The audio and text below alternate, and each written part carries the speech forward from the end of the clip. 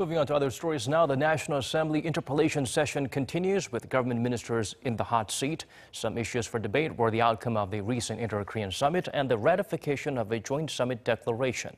Kim Ji has the latest from Parliament.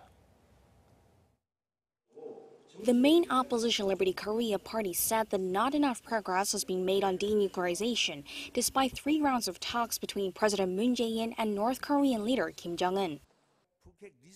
North Korea needs to submit a list of its nuclear weapons. Also, how will the international community oversee the dismantlement? Have either of these things been taken care of? The United States supports South Korea in fostering an environment for peace.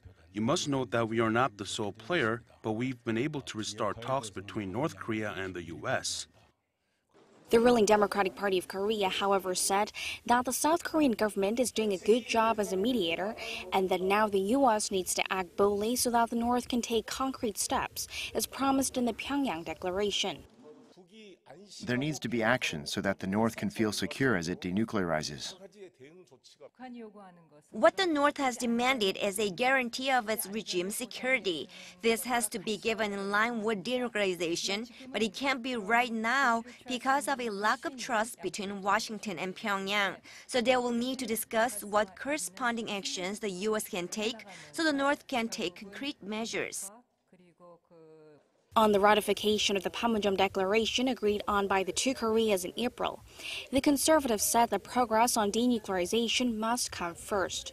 They also criticized the government for its vagueness about the price tag, claiming that some infrastructure projects the government wants would cost roughly $50 billion. You don't know, or this information is uncomfortable for you to discuss? We have to conduct joint investigations and decide what to do first before we can come up with an exact figure. So the estimate that we have put forward is what we believe we will need for next year. But the ruling party stressed that the declaration needs to be ratified by Parliament to ensure the promises in it are implemented, even if there's a change in government. What are you doing in terms of ratification? We'll closely communicate and seek cooperation from Parliament. But please note that there are ways South Korea will benefit as the projects are carried out. As for the agreement signed last month on easing military tensions, the opposition argued that South Korea's military has been weakened, but the ruling party and the government brushed off those concerns, saying that the agreement has reduced the chances of clashes and has not compromised the country's security. Kim Ji, Arirang News.